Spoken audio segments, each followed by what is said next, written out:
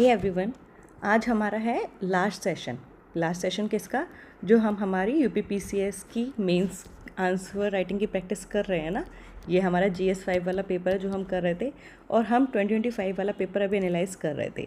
हमने इसको क्या किया, पार्ट्स में डिवाइड करके सॉल्व किया था।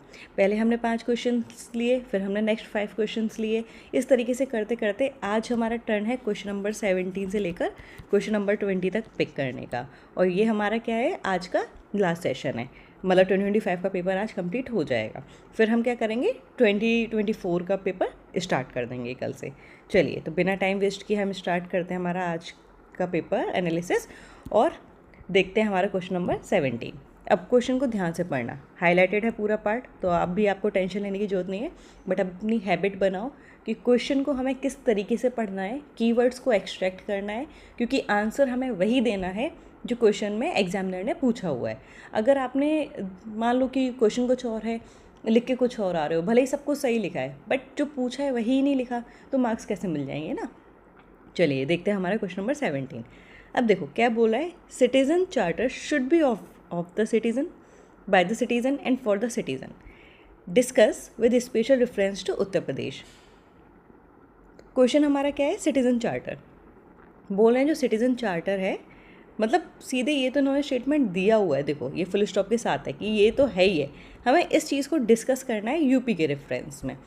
क्या लाइन दी हुई है कि जो सिटीजन चार्टर है वो होना चाहिए सिटीज़न के लिए और बाय द सिटीज़न। ठीक है, ये चीज़ आपको ध्यान रखनी है ना कि क्वेश्चन क्या पूछा है, of the citizen, by the citizen and for the citizen. ये अब्राहम लिंकन जी की जो लाइन थी है ना, जो हमें याद रहती है, बट यहाँ पे सिटीज़न चार्टर के टर्म्स में पूछा है। इसका मतलब क्या है, अगर आप देखो कि जो हमारा सिटीज़न चार्टर है ना, वहाँ पे सिटीज़न का पार्टिसिपेशन होना चाहिए हर रोल पे। ये वाली चीज़ है, मतलब पार्टिसिपेटरी गवर्नेंस होगी। उससे क्या होगा, जब लोग वहाँ पे अपना रोल प्ले करेंगे, लोग वहाँ पे इंक्लूड होंगे, तो क्या होगा, जो सर्विस डिलीवरी है वो बेटर होगी, ट्रांसपेरेंसी आएगी, अकाउंटेबिलिटी मेंटेन रहेगी। इसलिए अब देखते हैं हमारा आंसर हमें कैसे फ्रेम करना है। तो देखो सिटीज़न चार्टर पूछा हुआ है, सिटीज़न चार्टर है मीन्स राइट्स के बारे में बात हुई है, कुछ स्टैंडर्ड्स मेंटेन होने चाहिए, अकाउंटेबिलिटी रहनी चाहिए। इन शॉर्ट पार्टिसिपेटरी गवर्नेंस होगी, जिससे क्या होगा, जो पब्लिक सर्विस डिलीवरी है, और हम यूपी के स्पेशल रेफरेंस में बात कर रहे हैं तो यूपी मेंशन कर देंगे कि यूपी में क्या होगी, बेटर पब्लिक सर्विस डिलीवरी होगी। अब देखो इस वाले क्वेश्चन को कितने प्यार से मैंने मतलब ब्रेक करके आपको दिखाया। Of the citizen means need based services है, मीन्स सिटीज़न राइट्स के बारे में हम बात कर रहे हैं, सिटीज़न के लिए ना, तो जैसी लोगों की ज़रूरत है उस तरीके की सर्विसेज होनी चाहिए ना, लोगों के राइट्स के अकॉर्डिंग होनी चाहिए। बाय द सिटीज़न, अब बाय द सिटीज़न कैसे होगा, क्योंकि हम लोगों का पार्टिसिपेशन होना चाहिए, हम फीडबैक दें, आप उसको इनकॉर्पोरेट करो, उसका सोशल ऑडिट होना चाहिए कि सही से इम्प्लीमेंट हुआ है या नहीं हुआ है। अब देखो फॉर द सिटीज़न कैसे होगा, अगर आप कोई भी काम सिटीज़न के लिए कर रहे हो तो सबसे पहले तो टाइमली डिलीवरी करवाओ, ट्रांसपेरेंसी मेंटेन रखो, और अगर लोगों को कुछ दिक्कत है तो उस दिक्कत को रिजॉल्व करो ना। तो क्या करना चाहिए, ग्रीवेंस रिड्रेसल होना चाहिए। तो यूपी के कॉन्टेक्स्ट में अगर हम बात करेंगे तो क्या क्या ऐसे स्टेप्स लिए गए हैं, तो याद रखिएगा, जनहित गारंटी एक्ट आया, IGRS आया, ई डिस्ट्रिक्ट आया, डिजिटल सर्विसेज है, मतलब ये कुछ हमने क्या किया है, जो स्कीम्स हैं, जो पोर्टल्स चल रहे हैं, हमने उसका नाम मेंशन कर दिया है। यही हमें क्या देते हैं, मतलब वो होता है ना चेरी ऑन द केक, ये वो वाली चीज़ है कि आपने अपना पूरा बेस बना दिया, एक्स्ट्रा मार्क्स कहाँ से लेके आने हैं, वो ऐसे ही जो स्कीम्स हो गई, मैप्स हो गए, ये दिलवाते हैं हमको। अब देखो यहाँ पे क्या क्या कीवर्ड यूज़ होने चाहिए, मतलब आप जो जिस तरीके से भी आंसर लिखो, बट ये जो कीवर्ड्स हैं ये आपके आंसर में अगर होंगे तो आपको मार्क्स मिल जाएंगे, अदरवाइज वो डिडक्ट होंगे। क्या क्या है, सिटीज़न चार्टर क्या है, सर्विस स्टैंडर्ड्स होने चाहिए, ठीक है, ट्रांसपेरेंसी, अकाउंटेबिलिटी और participation, of the citizen, by the citizen and for the citizen, ये चीज़ें यहाँ पे पूछी गई हैं। अब हम डिटेल में देखते हैं आंसर में क्या क्या डिमांड है ना, कि सबसे पहले आप बता दो कि सिटीज़न चार्टर है क्या है, कि ये स्पेसिफाई करता है कि क्या सर्विसेज, स्टैंडर्ड, टाइमलाइंस और जो ग्रीवेंस रिड्रेसल मैकेनिज्म है वो सिटीज़न को एक्सपेक्ट करना चाहिए हमारी पब्लिक अथॉरिटी से, कि मतलब हमारे क्या क्या हक है, हम क्या क्या डिमांड कर सकते हैं। इसका आइडिया क्या था कि जो डिपार्टमेंट सेंट्रिक अप्रोच है ना, तो डिपार्टमेंट सेंट्रिक ना हो, वो क्या हो जाए, सिटीजन सेंट्रिक अप्रोच हो ना, काम तो आप पब्लिक के लिए कर रहे हो ना, पब्लिक सर्विसेज हैं तो पब्लिक के बारे में सोचो, सिटीजन सेंट्रिक सोचो।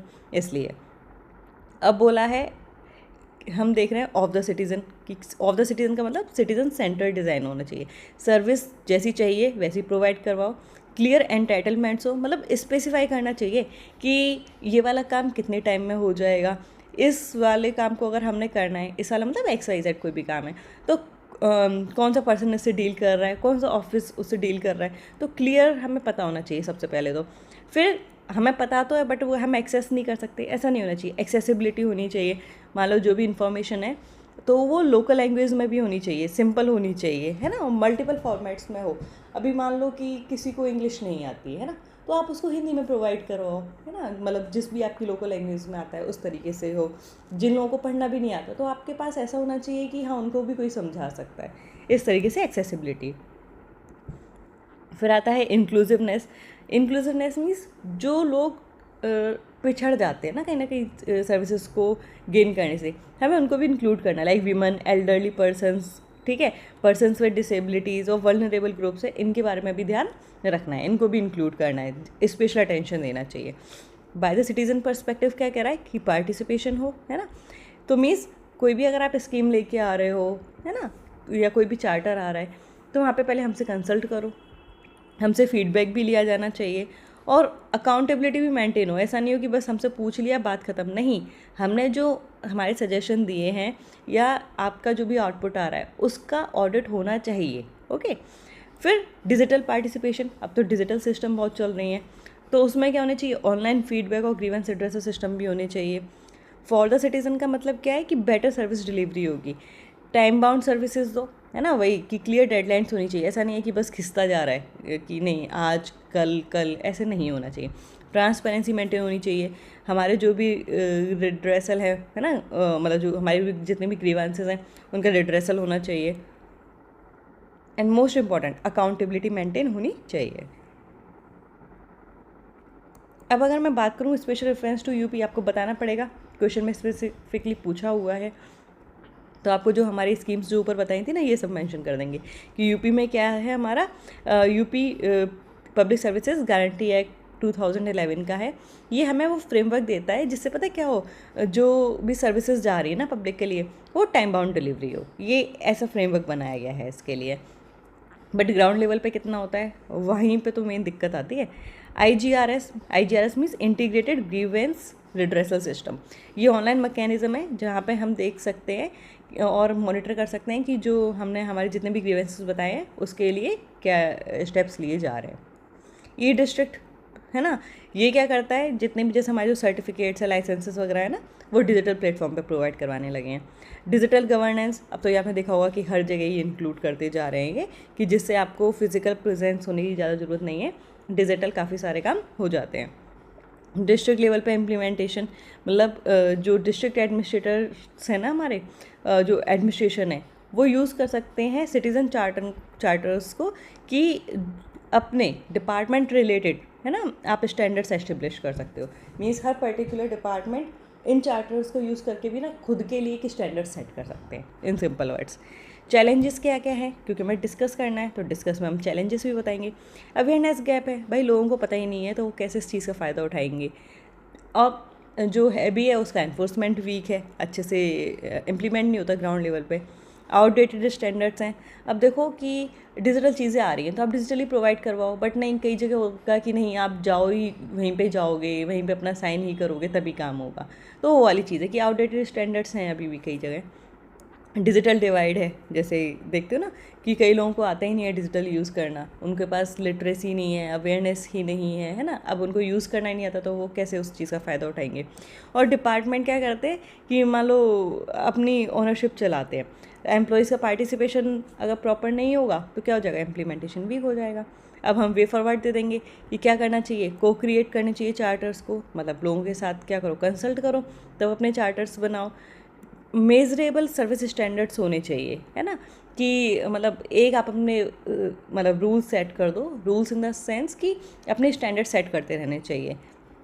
जो चार्टर है वो ऐसा हो कि लोगों का अगर कोई भी ग्रीवेंस है तो उसको क्या कर सके, ख़त्म कर सके, ना, उसको रिजॉल्व कर सके, तो ऐसे चार्टर्स होने चाहिए जहाँ पे सर्विस डिलीवरी लॉज को भी इंक्लूड किया जाए। हमें क्या करना चाहिए, पब्लिश करने चाहिए परफॉर्म डैशबोर्ड्स, कि डिस्ट्रिक्ट और डिपार्टमेंट कैसे काम कर रही है। उससे क्या होगा, उसमें आपस में थोड़ा सा कंपटीशन भी आएगा और जिससे जो सर्विस डिलीवरी है वो क्या हो जाएगी, अच्छी हो जाएगी। फिर क्या करना चाहिए, जो कंडक्ट करना चाहिए periodic citizen satisfaction surveys and social audits, कि आपका जो सोशल ऑडिट रहा वो, और जो लोगों से आपने फीडबैक लिया, वो जो सर्वे हुआ उसमें आपकी क्या परफॉर्मेंस है वो भी क्या होनी चाहिए, कंडक्ट होनी चाहिए। डिजिटल एक्सेस होना चाहिए, ये वाला पॉइंट तो आपको लिखना ही लिखना है, डिजिटल एक्सेस का, है ना। जितने भी आंसर्स में पॉसिबल हो सके आपको डिजिटल वर्ड्स को यूज़ करना है, क्योंकि गवर्नमेंट का, है ना, अब धीरे धीरे क्या हो रहा है कि डिजिटल चीज़ों पे पुश कर रहे हैं। तो अगर आप डिजिटल एस्पेक्ट को मिस कर रहे हो, इट मीन्स आप मार्क्स मिस कर रहे हो अपने। तो हम कंक्लूजन में क्या लिख देंगे सीधे, मतलब सिंपल वर्ड्स में, कि सिटीजन चार्टर तभी मीनिंगफुल हो सकता है जब वो सिर्फ एक डॉक्यूमेंट दीवार पर टंगा हुआ ना हो, वो क्या करे, जो लोगों को इंक्लूड करे, पार्टिसिपेटरी गवर्नेंस हो और पॉजिटिव रिजल्ट हो। ओके, तो ये याद रखना है कि डॉक्यूमेंट से भर के वो क्या होना चाहिए, एक मिजरेबल सोशल कॉन्ट्रैक्ट होना चाहिए। अगर हम यूपी की बात करें तो यहाँ पे लिख देना, of by and for the citizens. ये क्या करेगा, जो पार्टिसिपेशन है उसको डीप करेगा, अकाउंटेबिलिटी को मेंटेन रखेगा एंड ट्रस्ट मेंटेन करेगा पब्लिक इंस्टीट्यूशंस पे। ओके, चलिए आते हैं हमारे नेक्स्ट क्वेश्चन पे, क्वेश्चन नंबर 18। ये क्या बोला है, elucidate the relationship between organized crime and terrorism. बोल रहा है कि हमें बताना है कि क्या ऑर्गेनाइज्ड क्राइम और टेररिज्म में रिलेशनशिप है, और एग्जामिन करना है इसके इम्पैक्ट को, किस पे, security of the Uttar Pradesh, कि दोनों में क्या रिलेशन है और ये कैसे इम्पैक्ट डालते हैं हमारे सिक्योरिटी पर। चलिए इसको देखते हैं हम। सबसे पहले तो क्रिस्प वाला देख लो कि हमें कैसे आंसर में क्या क्या कीवर्ड्स चाहिए। पहले आपको ये पता होना चाहिए ऑर्गेनाइज्ड क्राइम क्या होता है, टेररिज्म क्या होता है। तो सबसे पहले आप ऑर्गेनाइज्ड क्राइम समझाएंगे, टेररिज्म समझाएंगे, उन दोनों के बीच का लिंकेज समझाएंगे, क्योंकि हमसे वही पूछा ना कि इन दोनों में क्या रिलेशन है, क्या लिंकेज है, तो वो बताओगे। और फिर क्या बताओगे, उनके इम्पैक्ट बताओगे सिक्योरिटी लेवल पे। तो हमने ऑर्गेनाइज्ड क्राइम देखा और टेररिज्म देखा, दोनों के बीच में क्या लिंकेज है, कैसे फाइनेंस, लॉजिस्टिक, नेटवर्क आपस में कनेक्टेड है, एक दूसरे को फाइनेंशियली सपोर्ट भी कर रहे हैं, है ना, लॉजिस्टिक्स प्रोवाइड करवाते हैं। तो ये क्या है, सिक्योरिटी थ्रेट है। और मतलब यूपी के टर्म में तो हमने क्या बोल दिया, यूपी वाली चीज़ को मेंशन करना है। अब ऑर्गेनाइज्ड क्राइम क्या है, ऑर्गेनाइज्ड क्राइम वो है जो अपना खुद का प्रॉफिट देखते हैं, नेटवर्क्स बिल्ड करते हैं, इनका इलीगल मार्केट होता है, कुछ आइडियोलॉजी वगैरह नहीं होती है, इनका मेन टारगेट है अपना प्रॉफिट, नेटवर्किंग बनाई, इलीगल मार्केट्स चल रहे हैं और सिंपल बस प्रॉफिट उठाना है। टेररिज्म में क्या होती है, आइडियोलॉजी होती है, वायलेंस होती है, पॉलिटिकल ऑब्जेक्टिव्स होते हैं। ये क्या करते हैं, लोगों को डराते हैं ना, खुद से सामने आते हैं। बट ऑर्गेनाइज्ड क्राइम तो पीछे चलता है, वो चुपचाप अपना चलाते हैं, वो कभी जो गवर्नमेंट है उसे डायरेक्ट कन्फ्रंटेशन में नहीं आते हैं। टेररिज्म का तो काम ही ना टेरर क्रिएट करना, तो ये आपको डिफरेंस पता होना चाहिए। अब दोनों का कॉमन इकोसिस्टम देख लेते हैं क्या है। मनी लॉन्ड्रिंग होगा, आर्म्स को यूज़ करते हैं, ड्रग्स, एक्सटॉर्शन, फेक करेंसी, ये क्या है, इनका कॉमन इकोसिस्टम है। इम्पैक्ट हमारी इंटरनल सिक्योरिटी पर आता है, किस तरीके से सॉरी, इकोनॉमी पे इम्पैक्ट डालेगा, सोशल हार्म है, गवर्नेंस पे भी इम्पैक्ट है। तो आपके कीवर्ड्स में क्या क्या चाहिए हमें, कि दोनों का क्राइम और टेरर का नेक्सस है, कैसे कैसे है, finance, logistics, recruitment and safe networks को क्या करते हैं, ये आपस में डील करते हैं।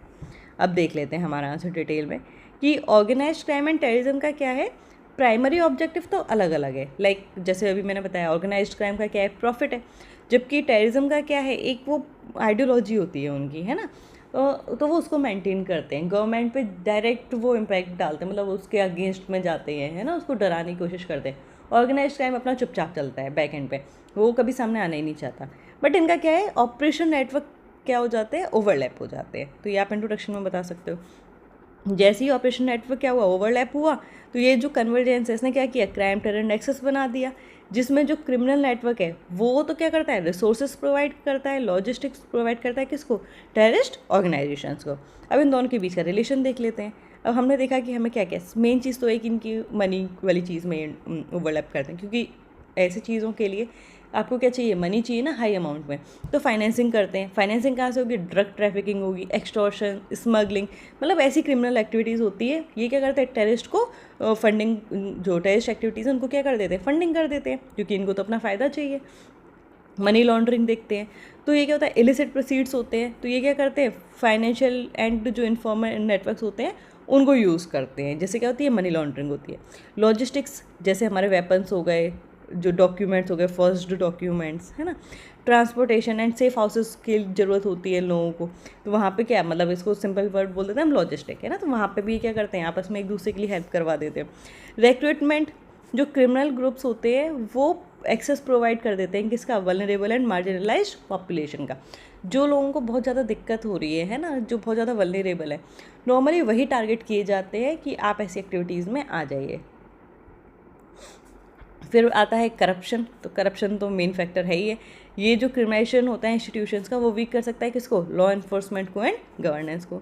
ट्रांसनेशनल लिंक्स सिर्फ इंडिया के अंदर नहीं हो रहा ना, जैसे हमने देखा है कि जो बांग्लादेश वाला रीजन हो गया है ना, तभी तो वो हम बॉर्डर सेफ एंड सिक्योर करने की बात करते हैं। तो क्या होता है, ट्रांसनेशनल लिंक्स होते हैं बाहर वाले कंट्रीज़ के साथ भी। क्या होता है, वो टेररिस्ट फाइनेंसिंग एंड क्या होता है, ट्रैफिकिंग नेटवर्क चलता है। टेक्नोलॉजी के बारे में बात करते हैं तो एनक्रिप्टेड कम्युनिकेशन, जैसे आपने देखा हो ना, व्हाट्सएप यूज़ करते हो तो सबसे पहले जब आप पहली बार चैट करते हो तो वहाँ पे लिखा हुआ जाता है कि एनक्रिप्टेड मैसेजेस है, no one other than both of you can encrypt any message, means listen, read और शेयर एनीथिंग, है ना। तो मीन्स क्या है, कोई उनके अलावा नहीं देख पाएगा। तो ये क्या हो गया, encrypted communication. Digital payment, social media, इनको क्या करते हैं, कोऑर्डिनेशन प्रोवाइड करवाते हैं ना। अब डिजिटल चीज़ें हो रही है, लोग कनेक्ट हो रहे हैं, तो इन लोगों का भी तो नेटवर्किंग साइड बढ़ रहा है ना, ये ऑनलाइन रिक्रूटमेंट कर रहे हैं। प्रीवियस क्वेश्चंस में हम लोग देख चुके हैं। अब देखेंगे कि सिक्योरिटी पे कैसे इम्पैक्ट है। तो देखो, गैंग रिलेटेड वायलेंस चलता है, देखें ना, अलग अलग गैंग्स के नाम होते हैं। ड्रग ट्रैफिकिंग काफ़ी ज़्यादा है, यूपी में लार्ज पॉपुलेशन है, कनेक्टिविटी भी ज़्यादा है, तो वो क्या है, जो ड्रग डिस्ट्रीब्यूशन नेटवर्क है वो भी बहुत ज़्यादा स्ट्रॉन्ग है। अब क्या है कि नेटवर्क भी स्ट्रॉन्ग है और ये क्या करता है, ज़्यादा पॉपुलेशन तो ज़्यादा लोगों तक रीच है ना, तो उनका मार्केट भी यहाँ पे काफ़ी अच्छा मिल जाता है लोगों को। आर्म्स की ट्रैफिकिंग होती है, ह्यूमन ट्रैफिकिंग है, साइबर इनेबल्ड क्राइम है। अब देखो कितने ज़्यादा ऑनलाइन फ्रॉड चल रहे हैं, रिक्रूटमेंट चल रही है, तो ये सब अब क्या आ गया, हमारे साइबर रिलेटेड क्राइम्स आ गए। बॉर्डर वल्नरेबिलिटी है, जैसे हो गया हमारा नेपाल वाला रीज़न हो गया कि बिल्कुल पास में ही है, तो मतलब बॉर्डर उतना ज़्यादा स्ट्रिक्ट नहीं होता है, तो ये लोग क्या करते हैं उस मतलब जैसे कई बार हमने मूवीज़ वगैरह में भी देखा होगा कि वो क्या करते हैं, नीचे वो सुरंग टाइप की खोद देते हैं, वहीं से निकल आते हैं। तो मतलब नेटवर्क्स इनका क्या चलता है, इंटरनेशनली भी चलता है। कम्युनल टेंशन, हमेशा ये क्या करते हैं कि पोलराइजेशन करना चाहते हैं, मीन्स दो अलग अलग कम्युनिटीज़ को क्या करते हैं, पोलराइज करते हैं, ये एक दूसरे के अगेंस्ट भड़काते रहते हैं। जिससे क्या होगा, सोशल इनस्टेबिलिटी रहेगी और इनके क्या होंगे, कम्युनल टेंशन मेंटेन रहेगी, तो इस चीज़ का फ़ायदा उठाएंगे। फिर इकोनॉमिक इम्पैक्ट, अब देखो एक्सटॉर्शन हो रहा है, इलीगल ट्रेड हो रहा है, इनसिक्योरिटी है, तो ये क्या कर रहा है, मतलब वहाँ पे कोई लोग पहले जैसे होता था ना, मतलब नॉट इन टर्म्स ऑफ, मैं एक जनरल एग्जांपल दे रही हूँ कि पहले लोग क्या होते थे, जम्मू कश्मीर में जाने से डरते थे ना, वहाँ पे इन्वेस्टमेंट नहीं होता था। रीजंस क्या है, मैं भी वो वाला पॉइंट नहीं बोल रही हूँ, जस्ट एक एग्जांपल बोल रही हूँ। बट क्या है, अब वो धीरे धीरे क्या हो रहा है, प्रमोट हो रहा है। तो वहाँ पे क्या है, जब बिजनेस होगा, लोगों को जॉब अपॉर्चुनिटीज़ मिलेंगी, तो वहाँ पे क्या होगा कि जब प्रॉस्पेरिटी आएगी, जब आपके पास चीज़ें मिल रही हैं, आपको अवेलेबल हो रही है, तो क्या होता है, वहाँ पे फिर लोग ऐसी एक्टिविटीज़ में कम आएंगे। तो वहाँ पे क्या होता है कि अगर ऐसी चीज़ें चल रही हैं तो ये क्या करते हैं, डिस्करेज कर देते हैं हमारे इन्वेस्टमेंट को और एंटरप्रेन्योरशिप को, जिससे क्या है, डेवलपमेंट नहीं हो रहा, ग्रोथ नहीं हो रहा, तो लोग क्या हो रहे हैं, फिर वल्नरेबल हो जा रहे हैं, वो फिर इन एक्टिविटीज़ में इन्वॉल्व हो जा रहे हैं। अब देखते हैं गवर्नेंस के वाले पॉइंट पे, तो जो क्रिमिनल नेटवर्क्स होते हैं ये वीक कर देते हैं किसको, रूल ऑफ लॉ को, करप्शन यूज़ करेंगे, डराएंगे, धमकाएंगे, तो ये सारी चीज़ें। अब आता है यूपी का रिस्पॉन्स एंड वे फॉरवर्ड, अगर हम देखना चाहें तो, क्योंकि अपन हमें क्या करना है, आंसर में मेंशन करना पड़ेगा। अब देखो, स्पेशलाइज्ड पुलिसिंग होनी चाहिए, मतलब एक हमें ऐसा अलग डिपार्टमेंट बनाना चाहिए पुलिस में भी कि जो इन चीज़ों को ही देखे। ऑलरेडी हैं बट उनका पूरा डेडिकेशन इधर ही होना चाहिए। फाइनेंशियल डिसरप्शन होना चाहिए, जो मनी लॉन्ड्रिंग वाली चीज़ है, बेनामी एसेट्स है, उसका क्या हमें पूरा का पूरा ट्रैक कर देना चाहिए। इंटर एजेंसी कोऑर्डिनेशन, ये इंपॉर्टेंट है। अभी हमने क्या देखा, इंटरनेशनली कनेक्ट है, इंटरनेशनल कनेक्ट है, इंटर स्टेट कनेक्ट है ना। तो ये क्या होना चाहिए, जो स्टेट पुलिस है, बाकी की आपस में भी जो इंटरनेशनल वाला पॉइंट जो है, उनको क्या होना चाहिए, कनेक्ट होना चाहिए, इन्फॉर्मेशन शेयरिंग होनी चाहिए। बॉर्डर को स्ट्रिक्टली मैनेज करना चाहिए, टेक्नोलॉजी यूज़ करो, सीसीटीवी नेटवर्क्स बनाओ, डिजिटल इंटेलिजेंस को यूज़ करो, कम्युनिटी पुलिसिंग होनी चाहिए, है ना। पहले से ट्रस्ट डेवलप करना चाहिए आपस में। अर्लियर आइडेंटिफिकेशन एंड प्रिवेंशन होना चाहिए, पहले से देखते रहो कि क्या कुछ ऐसी एक्टिविटीज़ हो रही है, अगर हो रही है तो क्या करना है, प्रिवेंट करना है। एंड प्रोसिक्यूशन, जो इन्वेस्टिगेशन की क्वालिटी है उसको स्ट्रेंथन करना है, जो विटनेस हैं उनकी सेफ्टी को मेंटेन रखना है, और जो हमारे प्रोसिक्यूशन हो रहा है वो स्पीडी होना चाहिए। ऐसा नहीं है कि यहाँ पे भी केस खिंचता रहा है। तो यहाँ पे कंक्लूजन आप क्या लिख दोगे, जो क्राइम टेरर नेक्सस है वो अलग नहीं है, ठीक है। ये क्या करता है, मतलब जो हमारी एक्टिविटीज़ है ना, ये बहुत सारे फैक्टर्स को इन्वॉल्व कर लेता है। मतलब एक पॉइंट पे ऐसा नहीं है कि पहली चीज़ तो ये दोनों अलग नहीं है, आपस में इंटरकनेक्टेड है। और ये क्या करते हैं, एक सिंगल इम्पैक्ट नहीं डाल रहे हैं, ये ह्यूज इम्पैक्ट डाल रहे हैं, चाहे वो हमारा फाइनेंशियल हो, इकोनॉमिकल हो, या हमारा सिक्योरिटी लेवल हो, हर लेवल पे इनका इम्पैक्ट होता है। अब यहाँ पे बोल रहे हैं कि जैसे देखो ब्रॉडर सिक्योरिटी थ्रेट है, तो यूपी को क्या चाहिए, एक ऐसी अप्रोच चाहिए जो कंबाइन करे किसको, इंटेलिजेंस को, फाइनेंशियल इन्वेस्टिगेशन को, बॉर्डर को मैनेजमेंट को, technology, community participation and effective prosecution, जिससे क्या हो, सिक्योरिटी एंड डेवलपमेंट दोनों ही हमारे सेफ गार्ड हो सके। ठीक है, ऊपर जो भी लिखा उसको सिंपल वर्ड्स में 2-3 लाइन में यहाँ पे कंक्लूजन में ख़त्म कर देना। आइए देखते हैं हमारा next question number 19। Evaluate the role of Uttar Pradesh science and technology policy 2025। ये क्या बोल रहे हैं कि पहले पूरा क्वेश्चन पढ़ लेते हैं ना। हमें एवेल्यूएट करना है इस पॉलिसी को। दूसरा, and council of science and technology CST-UP in building a resilient R&D ecosystem. अब बोल रहे हैं कि ये जो दो हमारे स्कीम्स हैं, मतलब ये तो एक हमारी पॉलिसी आई थी 2025 में, क्योंकि करंट बेस्ड क्वेश्चन है ये, जो पॉलिसी आती है ना न्यूज़ में, ऐसी जो भी आ रही है वो इंपॉर्टेंट होती हैं, वो डायरेक्टली पूछ लेते हैं हमसे मेंस में, तो इसका रोल पूछ रहे हैं। और दूसरा जो हमारी काउंसिल है साइंस एंड टेक की, उसका रोल पूछ रहे हैं कि कैसे उन्होंने रेजिलिएंट R&D सिस्टम को क्या किया है, बिल्ड किया है। तो सबसे पहले आपको क्या है, ये वाली पॉलिसी के बारे में पता होना चाहिए, फिर CST-UP के बारे में पता होना चाहिए। इन्होंने क्या किया है, R&D पे पूछे ना, रेजिलिएंट R&D सिस्टम, तो R&D में इनोवेशन भी आया होगा, इंडस्ट्री लिंकेज इसको देखेंगे, और क्या देखेंगे, रेजिलिएंट नॉलेज इकोनॉमी इन्होंने बनाई है। अब और देखो पॉलिसी के बारे में बताएंगे कि इसके क्या क्या पॉइंट्स हैं स्पेसिफिकली रिसर्च वाले चीज़ में। CST-UP के बारे में देखेंगे कि क्या है, साइंस की तरफ टारगेट है ना, इंस्टीट्यूशन सपोर्ट मिल रहा है, इनोवेशन इकोसिस्टम को डेवलप कर रहे हैं। रेजिलियंस कैसे है, इंडिजिनस टेक्नोलॉजी को मतलब मेंटेन कर रहे हैं, उसको एनहांस कर रहे हैं, जो R&D है उसको डाइवर्सिफाई कर रहे हैं, लोकल सॉल्यूशंस निकाल रहे हैं, और टेक्नोलॉजी को कैसा बना रहे हैं, सेल्फ रिलायंस। इसमें की सेक्टर्स कौन कौन से हैं आपके, ये ध्यान रखना है, मतलब हम हर सेक्टर को इन्वॉल्व कर रहे हैं, agriculture, health, water, clean energy, AI, advance technology, इन सबको।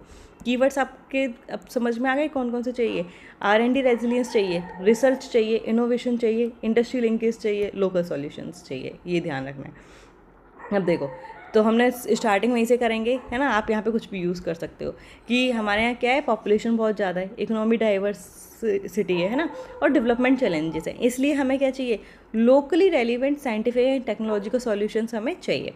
अब इसमें किसने रोल अपना प्ले किया है, तो हम बोल देंगे कि जो हमारी 25 की ये वाली स्कीम आई थी ना, UP science and technology policy, इसने, और साथ में हमारा क्या है, CST-UP, तो ये क्या कर रहे हैं, ऐसा रोल बनाने में, मतलब ऐसा टेक्नोलॉजिकली एडवांस सॉल्यूशंस देने में अपना रोल प्ले कर रहे हैं। अब स्कीम के बारे में हमें पता होना चाहिए, है ना, तो यहाँ पे हम जब क्या बोलते हैं, आपका 27 का बजट आ जाएगा, सर्वे आ जाएगा, उस टाइम पे कई सारी स्कीम्स लॉन्च होती है, तो वो हमारा मेंस वाला ही टाइम होगा ना कि दिसंबर में हमारा फ्री हो जाएगा।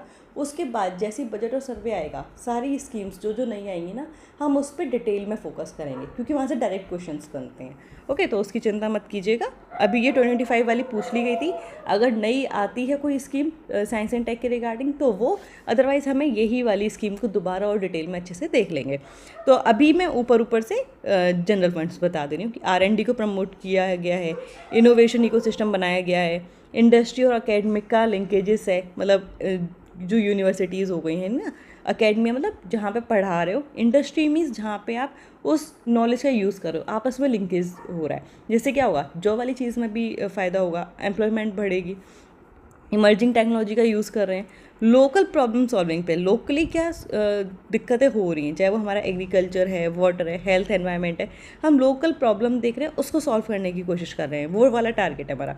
ह्यूमन कैपिटल को यूज़ कर रहे हैं, यहाँ पे देखो यंग पॉपुलेशन काफ़ी ज़्यादा है, तो उनके अंदर वो रिसर्च एंड इनोवेशन कैपेबिलिटी बना दो ना, तो वो क्या करेंगे, ज़्यादा बहुत एडवांस होती है हमारी जो एडवांसिंग जनरेशन है। एडवांसिंग जनरेशन मीन्स जो हमारी नेक्स्ट जनरेशन आती जा रही है, उसको आप जितना पॉजिटिव डायरेक्शन में ट्रेन करोगे वो उतना ही बेहतर रिजल्ट्स देंगे। तो उनके माइंड को डेवलप करवाना बहुत ज़्यादा ज़रूरी है। टेक्नोलॉजी ट्रांसफ़र कर रहे हैं, है ना, तो जिससे क्या रहा, जो रिसर्च के आउटकम्स हैं वो क्या हैं, सिर्फ नॉलेज और डॉक्यूमेंट्स में नहीं आ रहा, वो हमारे क्या बोलते हैं कॉमर्शियल लेवल पर, सोशली यूज़फुल लेवल पे वो क्या हो रहा है, इम्प्लीमेंट हो रहा है। अब हम CST-UP का रोल देखेंगे। साइंस को प्रमोट कर रहे हैं, इंस्टीट्यूशन सपोर्ट है, इनोवेशन फैसिलिटेशन हो रहा है, लोग जो हमारे स्टूडेंट हैं उनका एंगेजमेंट है, और टेक्नोलॉजी क्या हो रही है, डिसैमिनेट, मतलब ऐसा नहीं कि एक ही जगह है, बट हर लेवल पे हम उसको क्या कर रहे हैं, यूटिलाइज कर रहे हैं। रीजनल इकोसिस्टम, वही कि R&D कैपेसिटी जो है वो ऐसा नहीं है कि सिर्फ मान लो कि जो मेजर सेंटर्स हो गए वहीं पर है, नहीं, हम हर लेवल पे उसको क्या कर रहे हैं, पहुंचाने की कोशिश कर रहे हैं। अब रेजिलिएंट R&D सिस्टम कैसे बन रहा है इनका, तो देखो सेल्फ रिलायंस बन रहा है, डाइवर्सिफिकेशन की बात हो रही है ना, सिर्फ एक लेवल पे नहीं है, हर अभी जैसे मैंने बोला कि अलग अलग वाइडर रीच पे पहुंचा रहे हैं, तो वाइडर रीच पे जा रहा है, तो वहाँ इसका मतलब क्या, वाइडर कम्युनिटीज़ पे जा रहा है, कम्युनिटीज़ इन द सेंस की पॉपुलेशन तक पहुंच रहा है। लोकल सॉल्यूशन पे हमारा फोकस है, क्राइसिस रेजिलियंस होगी। अब लोकल सॉल्यूशन हम देख रहे हैं, इट मीन्स कि जैसे कोई भी क्राइसिस आ रही है तो उस पर भी हम क्या कर सकते हैं, लोकल लेवल पे भी जो क्राइसिस आ रही है उसको बहुत अच्छे से टैकल कर सकते हैं। फिर इकोनॉमिक रेजिलियंस, तो जब ऐसे इनोवेशन होंगे तो स्टार्टअप क्रिएट होंगे, तो एम्प्लॉयमेंट क्रिएट हो रही है, जॉब्स हैं, नई इंडस्ट्रीज़ आ रही हैं, तो क्या होगा, ग्रोथ एंड डेवलपमेंट होगा। बट कुछ चैलेंजेस भी हैं, उसको देखते हैं कि R&D इंटेंसिटी क्या है, काफ़ी लो है, जो इन्वेस्टमेंट है ना जितना चाहिए उससे बहुत कम हो रहा है। जो मैंने बोला था कि इंडस्ट्री और एकेडमिया जहाँ पढ़ रहे हो, जहाँ पे उसका इम्प्लीमेंटेशन है, वो भी अभी गैप काफ़ी ज़्यादा है, हमेशा वो कॉमर्शियलाइज नहीं हो पा रहा है, जितना हो जाना चाहिए उतना नहीं हो पा रहा है। रीजनल इम्बैलेंस है, मतलब मेजर सिटीज़ तो उसका यूज़ उठा रही है, बट जो हमारे थोड़े वल्नरेबल रीजन्स हैं ना, वो इसका फ़ायदा अच्छे से उठा नहीं पा रहे हैं क्योंकि वहाँ पे उतनी फैसिलिटीज़ अवेलेबल नहीं है।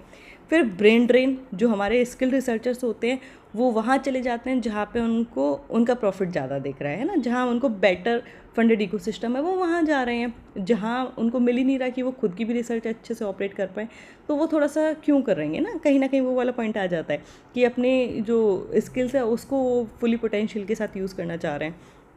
फिर टेक्नोलॉजी ट्रांसफ़र हो रही है, तो ये लैब से क्या हो रहा है, मार्केट, मतलब जो स्ट्रॉन्गर मैकेनिज़म्स हैं वो चाहिए जो कि अभी डेवलप नहीं है, कि जो लैब में ही रह जा रहे हैं, मार्केट एंड कम्युनिटीज़ तक एग्जैक्टली अभी उतना हाई लेवल पे नहीं पहुंच पा रहे हैं। तो क्या करना है, फंडिंग बढ़ा दो, है ना, sector specific centre of excellence लेकर आओ, लिंकेजेस बढ़ाओ, यूनिवर्सिटी और मतलब अकेडमिया इंडस्ट्री वाले जो लिंकेजेस हैं उसको बढ़ाना चाहिए, डिस्ट्रिक्ट लेवल पे इनोवेशन एंड इंक्यूबेशन नेटवर्क्स बनाने चाहिए, रिसर्च टू मार्केट मैकेनिज़्म को हमें डेवलप करना है, और लिंक करना है स्टेट रिसर्च प्रायोरिटीज़ को किसके साथ, अभी हमने देखा ना क्राइसिस से डील कर सकते हैं, तो लोकल लेवल से भी कर सकते हैं, तो क्या करेंगे, हाई लेवल पे भी अपना रोल प्ले कर लेंगे। तो SDG से कनेक्ट करो, क्लाइमेट रेजिलियंस से कनेक्ट करो, और जो लोकल डेवलपमेंट नीड्स हैं उसके साथ क्या करो, उनको कनेक्ट करो। ओके, कंक्लूजन हम क्या दे देंगे कि ये वाली जो हमारी पॉलिसी थी 2025 की, और जो हमारा CST-UP है, ये क्या कर रहे हैं, साथ में मिलके एक ऐसा सिस्टम बना रहे हैं जहाँ पे हमारा R&D इनोवेशन बढ़ रहा है, लोगों के बीच में वाइडर रीच तक पहुँच रहा है, जिससे क्या होगा कि सिर्फ not the local solution but कि हम क्राइसिस डेवलपमेंट को, जो क्राइसिस हो रही है हमारी, चाहे वो एनवायरनमेंट लेवल पे है या इकोनॉमिक लेवल पे, हम उसको दोनों को रिजॉल्व करके ग्रोथ एंड डेवलपमेंट की तरफ बढ़ रहे हैं, ऐसे लिख सकते हो। ओके, तो 2025 policy can provide the strategic direction, जबकि CST-UP ने क्या किया है, एक इंस्टीट्यूशनल ब्रिज बना दिया है साइंस, सोसाइटी और इनोवेशन का। कंबाइंड इफेक्ट क्या हुआ है कि जो रिसर्च है वो स्केलेबल सॉल्यूशन पे जा रहा है, एंटरप्राइजेस एंड पब्लिक वैल्यू बढ़ा रहा है, इसलिए हमारा क्या हो रहा है, एक resilient self reliant R&D ecosystem बन गया है यूपी में। आई एम होपिंग कि आपको ये तीनों क्वेश्चन अभी तक जो डिस्कस किए हैं अच्छे से समझ में आए होंगे, क्वेश्चन आप अच्छे से डिकोड कर पाए होंगे, क्वेश्चन के अंदर चाहिए क्या, वो जो हम बॉक्स में थे ना क्रिस्प वाला, कि एग्जैक्टली क्या चाहिए आपको वो पता होना चाहिए, कीवर्ड्स क्या होने चाहिए वो समझ में आए होंगे, और डिटेल्ड वाला तो मैं एक एक पॉइंट बता ही रही हूँ, है ना। तो ये क्वेश्चन ढंग से पढ़िए, अपनी मेंस वाली प्रिपरेशन को अक्टूबर तक जितना खींच सकते हो खींच लो, पर मैं ये नहीं बोलूँ कि प्री को भी स्किप करना है, नहीं, दोनों को मेंटेन करके। इस टाइम पे आपका टारगेट होना चाहिए 70% आप अपना प्री को दो, 30% टाइम मेंस को दो टिल अक्टूबर। अक्टूबर के बाद मेंस ख़त्म कर देना है अपना, फिर प्रॉपर हमारा किस पे आ जाना है आपको, प्री वाले पर्सपेक्टिव पर। चलिए देखते हैं हमारा 2025 पेपर का लास्ट क्वेश्चन। ओके, क्या बोल रहा है ये? क्रिटिकली एग्जामिन करना है किसको? सोशियो इकोनॉमिक पोटेंशियल को। जो हमारी न्यू जो पॉलिसी आई थी यूपी आयुष पॉलिसी, ये पॉलिसी आई थी, इसको क्रिटिकली एग्जामिन करना था कि किसके टर्म में? Promoting wellness tourism and agriculture diversification. Wellness tourism मतलब क्या होता है कि जैसे हमारे यहाँ क्या होता है, जैसे तबीयत ख़राब होती है ना लोगों की, तो वो क्या करते हैं, अगर लोकल सॉल्यूशन है तो ठीक है, वरना उस जगह पे जाते हैं जहाँ बेटर सॉल्यूशन मिलेगा। तो वैसे ही इसको हम क्या बोलते हैं? Wellness tourism. ओके, तो इसके टर्म में पूछ रहे हैं और एग्रीकल्चर डाइवर्सिफिकेशन के टर्म्स में पूछ रहे हैं। अब देखो, इसमें पहले तो हमें पता होना चाहिए कि ये पॉलिसी क्या है। अगर हमारे पास नेक्स्ट ईयर में अगर आ गई कोई पॉलिसी तो हमारा पूरा फोकस उस पर हो जाएगा, अदरवाइज़ हम इस वाली ही पॉलिसी को दोबारा से पढ़ेंगे डिटेल में। तो यहाँ पे क्या है? आयुष है, आपको पता है आयुष है ना हमारा, तो आयुर्वेदा होगा, योगा होगा, नेचुरोपैथी होगा, मतलब हर्बल इकोनॉमी है, जिससे क्या होगा? वेलनेस टूरिज्म को हमें देखना है, जो हमारा एग्रीकल्चर डाइवर्सिफिकेशन देखना है, उससे क्या होगा? रूरल इनकम बनेगी। अब देखते हैं कि वेलनेस टूरिज्म का मतलब क्या है। आयुष सेंटर्स होने चाहिए, योगा, हेरिटेज, होलिस्टिक वेलनेस होगी, तो क्या होंगे? टूरिस्ट आएंगे, तो वो इकोनॉमी भी जनरेट होगी। एग्रीकल्चर डाइवर्सिफिकेशन मतलब मेडिसिनल प्लांट्स पे फोकस होगा, क्योंकि हम आयुष मतलब मेडिसिन वाली चीज़ कर रहे हैं ना, तो एग्रीकल्चर में नॉर्मली मत लिखने देना कि भैया सेब के लिए लिख डाले, नहीं, medicinal plants, herbs, aromatic crops and उससे क्या होगी? High value farming. Rural economy, जब वहाँ पे सेंटर्स बनेंगे तो प्रोसेसिंग होगी, वैल्यू एडिशन का भी काम होगा, एमएसएमईज क्रिएट होंगे, जिससे एम्प्लॉयमेंट भी आएगा। क्रिटिकल कॉन्सेप्ट्स क्या हैं जो हमें क्रिटिकली एग्जामिन करने हैं? कि आप हर जगह अपनी वो दुकान तो खोल के बैठ जाओगे, क्या आप क्वालिटी इंश्योर कर पा रहे हो, उसके एविडेंस दे पा रहे हो? कई बार क्या होता है, लोग बोलते हैं कि एविडेंस क्या है कि ये सही कर पा रही है हमारी ये आयुष वाली मेडिसिन। स्टैंडर्ड मेंटेन कर पाओगे, मार्केट को लिए एक्सेस दे पाओगे, और ये कितना सस्टेनेबल है। तो ये सारे क्या हैं? क्रिटिकल पॉइंट्स हैं। तो कीवर्ड्स क्या होंगे आपको? सबसे पहले आयुष इकोनॉमी के बारे में बताना है कि वेलनेस, एग्रीकल्चर, टूरिज्म, ये सब आएगा। वैल्यू एडिशन कर रहे हैं, पेड़ है ना मान लो, जो हमारे मेडिसिनल प्लांट्स हैं, उसको सीधे आप नहीं दे रहे हो ना कि पत्तियाँ तोड़ी और इंसान को दे रहे हो, नहीं, उसको वैल्यू एडिशन कर रहे हो ना, तो ये वो वाला पॉइंट है। रूरल लाइवलीहुड्स जनरेट होगा इससे, तो रूरल लाइवलीहुड्स जनरेट होगा तो ग्रोथ एंड डेवलपमेंट आएगा। यहाँ पे आप कनेक्ट कर सकते हो कि अगर लोग प्रॉस्परस हैं तो वो जो ऑर्गेनाइज्ड क्राइम एक्टिविटीज़ में नहीं जाएंगे, टेररिज्म से कनेक्ट नहीं होंगे, तो वहाँ पे हमारा सेफ्टी सिक्योरिटी आ गई। चलिए देख लेते हैं जल्दी से इसका डिटेल आंसर, जिससे आपका टाइम ज़्यादा ना जाए यहाँ पे भी। तो यूपी में क्या है? रिच बेस हमारा आयुर्वेदिक ट्रेडिशन का, मेडिसिनल प्लांट्स का, yoga practices, culture heritage and pilgrimage destination का। तो जो यूपी पॉलिसी आई हमारी आयुष की, उसने इन सारे पॉइंट्स को इंटीग्रेट किया, टूरिज्म को, एग्रीकल्चर को भी आपस में कनेक्ट करवाने की कोशिश की है, जिससे क्या हो? Wellness and rural economic ecosystem generate हो जाए। पोटेंशियल क्या है वेलनेस टूरिज्म के लिए? तो देखो, होलिस्टिक टूरिज्म है, क्योंकि हमारे यहाँ ये सारे पॉइंट्स अवेलेबल हैं टूरिज्म के लिए। आयुर्वेदा हो गया, योगा, नेचुरोपैथी है ना, तो जो ट्रेडिशनल प्रैक्टिसेस चल रही हैं वो सब, सिद्धा वगैरह। फिर आता है पिलग्रिमेज लिंकेज। आप सोचो कि वाराणसी, अयोध्या, प्रयागराज, मथुरा, वृंदावन, गोरखपुर, ये ऐसे सेंटर्स हैं जहाँ पे बहुत लोग आते हैं। अगर उनको यहीं पर ही हम कुछ इस तरीके की प्रोवाइड करवाते हैं जहाँ पे उनकी हेल्थ अच्छी हो सकती है, तो सोचो कितना डबल प्रॉफिट हो जाएगा कि लोग अपनी श्रद्धा के लिए भी आ रहे हैं, उनको उनकी हेल्थ भी अच्छी मिल जाएगी, है ना। तो ये वो लिंकेज कर सकते हो। वेलनेस इंफ्रास्ट्रक्चर, यहाँ पे क्या है? आयुष हॉस्पिटल्स का एनकरेज करो डेवलपमेंट, ये जो हमारे वेलनेस सेंटर्स हो गए, थेरेपी फैसिलिटीज़ हो गई, ये सारी चीज़ें। लोग आएंगे तो उनके स्टे का ध्यान रखना है हमें, है ना। इससे क्या होगा? जो लोकल एक्सपेंडिचर है वो हमारा क्या हो जाएगा? बढ़ जाएगा। लोग यहाँ पे रुकेंगे तो एक्सपेंडिचर है उन लोगों का, तो जो लोकल रीजन है उनका तो क्या इकोनॉमी बूस्ट है ना। एम्प्लॉयमेंट क्रिएट होगा, क्योंकि अब सोचो कि अगर सेंटर्स बन रहे हैं तो उनके लिए क्या चाहिए? लोग भी चाहिए उस पर काम करने के लिए, तो एम्प्लॉयमेंट जनरेशन होगा। और क्या है? कल्चरल डिप्लोमेसी, जैसे हमने योगा के थ्रू क्या किया है? कल्चरल डिप्लोमेसी मेंटेन की है ना। उसी तरीके से जो ट्रेडिशनल इंडियन वेलनेस इकोसिस्टम्स हैं हमारे, वो जनरेट कर रहे हैं। यूपी का रोल कहाँ पे? कल्चर इंटरनेशनल टूरिज्म में। अब देखते हैं पोटेंशियल क्या है एग्रीकल्चर डाइवर्सिफिकेशन का। तो याद रखना, मेडिसिनल प्लांट्स हैं, high value medicinal and aromatic crops हैं, इनका कल्टीवेशन एनकरेज होना चाहिए। जो क्रॉप का कंसंट्रेशन है, मतलब सिर्फ कन्वेंशनल क्रॉप्स पर जो हमारे फार्मर्स डिपेंडेंट थे वो कम होगा, हायर वैल्यू एडिशन होगा। अब जैसे मैंने बोला ना कि दवाइयाँ हैं, सिंपल आप पत्तियाँ या वो नहीं दे दोगे ना, आप क्या करोगे, एसेंशियल ऑयल्स जो हर्बल प्रोडक्ट्स है उनको बनाओगे ना, उससे क्या होगा, वैल्यू एडिशन है, तो वहाँ पे क्या करेगा, फाइनली इनकम भी रेस करेगा, क्योंकि वैल्यू एडिशन कर रहे हो, वहाँ पे लोग लगेंगे, एम्प्लॉयमेंट जनरेट हो रहा है। अब contract and cluster farming, FPOs बनेंगे, लोग आपस में क्या करेंगे, अपना ऑर्गेनाइजेशन बनाएंगे, जिससे क्या हो, जो एग्रीगेशन है, प्रोसेसिंग और मार्केट एक्सेस क्या हो, अच्छे से हो जाए। रूरल एंटरप्राइजेस, यहाँ पे अगर आप वैल्यू एडिशन कर रहे हो तो उसके लिए MSMEs and agro processing zones भी बन जाएंगे हमारे। एम्प्लॉयमेंट तो क्रिएट हो रहे हैं, वही जो मैंने बता दिया, आप चाहो तो इसको क्या कर सकते हो, लिंक कर सकते हो ये वाली चीज़ को, और इस तरीके से दिखाओगे ना तो एग्जामिनर को लगता है अच्छा से कनेक्टिविटी अच्छे से पता है कि सेंटर्स बनेंगे, वैल्यू एडिशन होगा, एम्प्लॉयमेंट जनरेशन होगा, तो यहाँ पे क्या होगा, ग्रोथ एंड डेवलपमेंट होगा, इस तरीके से। और बीच में आप अपनी पॉलिसी का नाम लिख देना। फिर इम्पैक्ट कैसे पड़ेगा, ठीक है, मतलब वाइडर सोशियो इकोनॉमिक बेनिफिट कैसे, फार्मर्स की इनकम बढ़ेगी, वुमेन एम्पावरमेंट बढ़ेगा, वहाँ पे जो लेडीज़ हैं अगर लोकल लेवल पे आपको मिल रहा है जॉब अपॉर्चुनिटीज़, खासकर ऐसी चीज़ों में, तो आप वहाँ पे क्या करते हो, आपको लगता है अच्छा सेफ्टी सिक्योरिटी रहती है, तो वहाँ पे आप जा सकते हो। टूरिज़्म बढ़ रहा है, टूरिज़्म बढ़ रहा है मीन्स फिर से ग्रोथ, और जो इकोनॉमी है वो बूस्ट कर रही है, एमएसएमई का ग्रोथ हो रहा है, और एक्सपोर्ट का पोटेंशियल भी क्या होगा, बढ़ेगा ना। जब आप ये सोचो टूरिज़्म हो रहा है, जो डोमेस्टिक इंटरनेशनल मार्केट्स हैं वो इंटर कनेक्ट हो रहे हैं, तो एक्सपोर्ट पोटेंशियल भी बढ़ जाएगा। अब कंसर्न्स क्या है, क्योंकि हमें क्रिटिकली एवेल्यूएट करना था, साइंटिफिक वैलिडेशन तो दो कि हाँ आपकी मेडिसिन काम कर रही हैं, तो वो वाली चीज़ ज़रूरत है कि रिसर्च एंड जो आपके डेवलपमेंट है उसको बढ़ाओ, क्वालिटी पे कंट्रोल लेकर आओ कि भाई ये स्टैंडर्ड प्रोडक्ट्स हैं या नहीं है।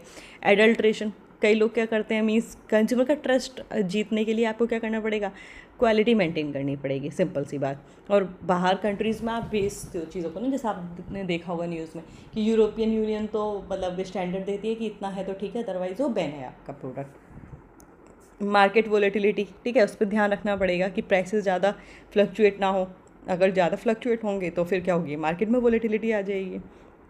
फार्मर में अवेयरनेस क्रिएट करवाओ, सस्टेनेबल सॉल्यूशंस ढूंढो, है ना, कि ऐसा ना हो कि मेडिसिनल प्लांट्स के चक्कर में आप सारे पेड़ ही ख़त्म कर दो, नहीं नहीं, सस्टेनेबल वे में यूज़ होना चाहिए। एंड कॉमर्शलाइजेशन, एक्सेसिव कॉमर्शलाइजेशन से ऐसा ना हो जो हमारी ट्रेडिशनल नॉलेज और कल्चर फाउंडेशन है वो क्या हो जाए, वीक हो जाए। ओके, ये ध्यान रखना है। तो आप वे फॉरवर्ड में क्या डालोगे कि एफपीओ पार्टिसिपेशन होना चाहिए, रिसर्च बढ़ानी चाहिए, research testing and quality certificates ensure करने चाहिए, वेलनेस टूरिज्म सर्किट्स बनाने चाहिए, farm to formulation value chain बनानी चाहिए, मीन्स फार्मर्स को कनेक्ट करवाओ, ठीक है, वो वैल्यू सिस्टम में, वैल्यू चेन सिस्टम में, जिससे क्या हो, जो मार्केट है वो वहाँ तक कनेक्ट कर पाएँ। फार्मर्स को एक्सटेंशन सर्विसेज प्रोवाइड करो, मार्केट के बारे में बताओ कि अच्छा ये चाहिए, और मतलब अश्योर करो कि अच्छा आपको ये प्रॉफिट होगा ही होगा, जिससे वो क्या हो, कन्वेंशनल क्रॉप से बाहर आ सके। फिर पब्लिक प्राइवेट पार्टनरशिप, फंडिंग चाहिए, तो आपको फंडिंग मेनली जो ज़्यादा मिलती है वो कहाँ से मिलती है, प्राइवेट सेक्टर से। प्राइवेट सेक्टर को कम मिलेगी जब आप उनको प्रॉफिट दिखा पाओगे, तो हमें क्या करना चाहिए कि हाँ प्रॉफिट है but under the regulatory oversight and in the sustainable way. आप क्या करो, ये वाली जो पीपीपी है हमारी, पब्लिक प्राइवेट पार्टनरशिप, इसको क्या करो, एनकरेज करो। आयुष टूरिज़्म को वही sustainable and community based tourism के साथ क्या करना चाहिए, इंटीग्रेट करना चाहिए। तो ये सारे वही पॉइंट्स हैं जो आपको प्रेजेंट करने हैं। एंड कंक्लूजन क्या बोल रहा है, ये जो हमारी पॉलिसी है ये क्या कर रही है, एक मतलब हमें प्रोवाइड करवा रही है वर्चुअस साइकिल है किसकी, wellness, tourism, agriculture and rural enterprises की। इसका जो सक्सेस है वो किस पे डिपेंड कर रहा है, बैलेंस करना है हमें जो ट्रेडिशनल नॉलेज है और साइंटिफिक वैलिडेशन को, कॉमर्शियल अपॉर्चुनिटीज़ को किसके साथ, क्वालिटी रेगुलेशन के साथ, और इकोनॉमिक ग्रोथ को किसके साथ, इकोलॉजिकल सस्टेनेबिलिटी के साथ। ये मेंटेन होगा तो ये जो हमारी पॉलिसी है ये क्या है, एक मतलब बहुत ही रेलिवेंट पॉलिसी है, जिससे क्या होगा, हमारा ग्रोथ एंड डेवलपमेंट काफ़ी बेटर तरीके से हो जाएगा। चलिए, तो अब हम हमारा फिनिश कर चुके हैं 2025 का यूपीपीसीएस का GS5 का पेपर। ओके, तो आई एम होपिंग कि आपको अच्छे से सारे क्वेश्चन समझ में आए होंगे, कोई भी इशू नहीं हुआ हो। अगर कुछ भी आपका कंसर्न है या कोई भी पॉइंट है जो क्लियर नहीं हुआ है या आपका और भी कोई कंसर्न है तो आप हमें कमेंट बॉक्स में बता सकते हो, टेलीग्राम पे कनेक्ट कर सकते हो। पर ये है, मैं सिंपल चीज़ बोलूँगी कि डेली जैसे सीरीज़ आती जा रही हैं आप अपना प्रिपेयर करते जाओ। ऑल्दो PDF आपको सारी की सारी टेलीग्राम पे मिल रही हैं, बट अपने हैंड रिटन नोट्स भी बनाते जाओ, PDF में आप हाईलाइट कर लो एंड अपने पास क्रिस्प पॉइंट्स में बनाते जाओ। जैसे आपने मेरी अगर स्टार्टिंग वाली वीडियोस देखी होंगी जहाँ पर मैंने स्ट्रेटेजी डिस्कस की है, मैंने आपको बोला है कि बस एक पतली सी कॉपी लो, एग्ज़ाम के टाइम में बस आपके पास उतना ही टाइम होता है कि आप बस पन्ने पलट लो। तो अगर आपके पास ऑलरेडी सारे पॉइंट्स वो होंगे जिसको आप रिवाइज़ कर सकते हो, तभी तो आप एग्ज़ाम में रिकॉल कर पाओगे। तो उस तरीके से सोच के चलो। तो हमेशा अपने बुलेट पॉइंट्स, वो पॉइंट्स जो आप भूलते हो या कुछ ऐसे पॉइंट्स जो आपको इंपॉर्टेंट लगा, मिल गया है आज कहीं से, तो उसको नोट करते हुए चलो। तो इस तरीके से अपनी प्रिपरेशन मेंटेन करो। बाकी प्री के लिए ऑलरेडी जैसे जो हमारा अभी UPPCS के लिए मेनली बात कर रही हूँ, तो जो दृष्टि है, आई दृष्टि, उसकी नेशनल अफेयर सीरीज़ मैंने स्टार्ट कर दी है।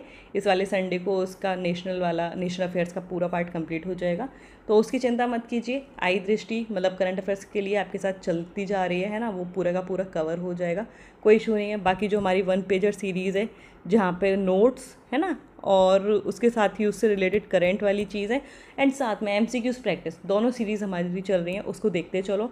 एंशिएंट हिस्ट्री कंप्लीट हो चुकी है, उसको आप अच्छे से पढ़ लो, रिवाइज़ कर लो, MCQs लगाते जाओ है ना, PYQs भी इंटीग्रेट करते जाओ साथ में अच्छे से।